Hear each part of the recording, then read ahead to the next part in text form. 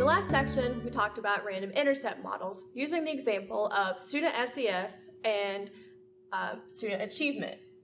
Going back to the example, we used one school to show the positive relationship between student SES and student performance.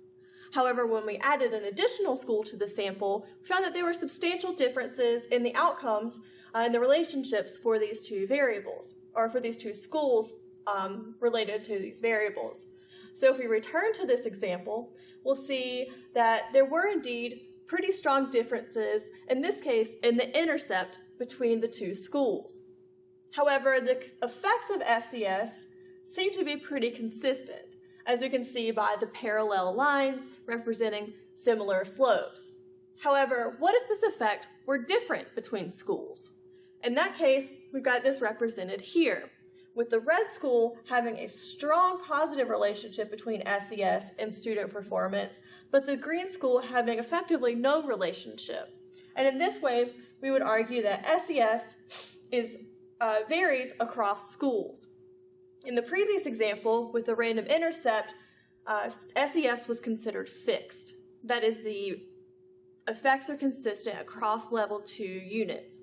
However, with this example, we may want to say that SES is not in fact fixed, that it does vary over level 2 units. And this is where random slope or random coefficient models come into use. These are much more complicated models. As you'll see, I've got the equation written, where before we only had a 2-equation estimation. Now we have 3 equations, with 2 equations at level 2. So some of this should look familiar from the random intercept. Again, we still have student achievement for student I in school J as the outcome. The intercept is going to be measured in the same way as in the random intercept model. However, this time, we're adding the random slope. We've complicated the model somewhat, as well as the equation.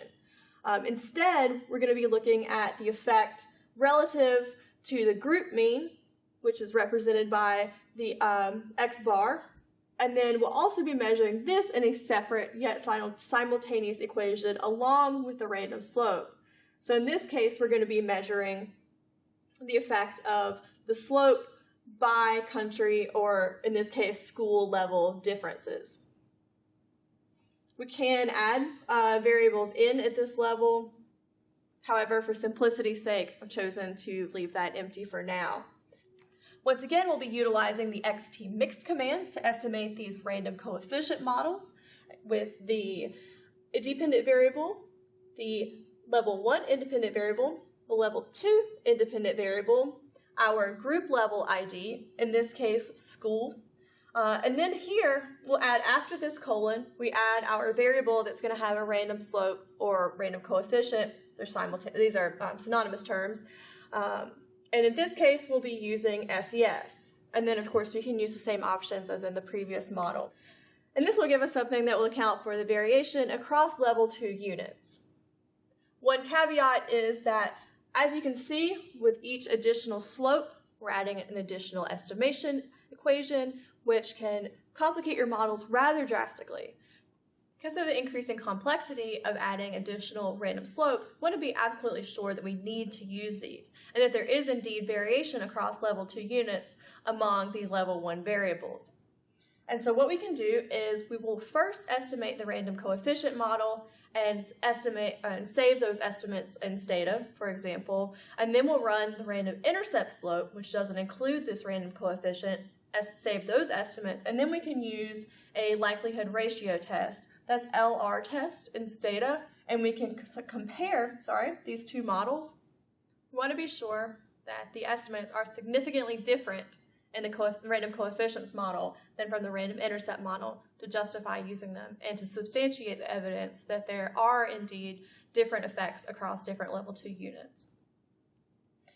You do run into some problems, however, even when you pass an LR test or a likelihood ratio test, in that with the increasing complexity of these models, you need an even larger level 2.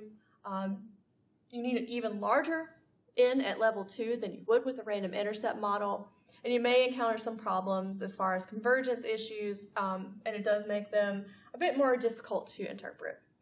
Up until recently, due to the computational complexity of multi-level models, estimation was restricted to continuous variables. However, in recent years, estimation techniques have been improved so that we can extend our dependent variables to include things like a binary dependent variable. So say, for example, we're not only interested in test scores or student achievement, as we've been looking at previously, we may also be interested in whether a student passes or fails their grade.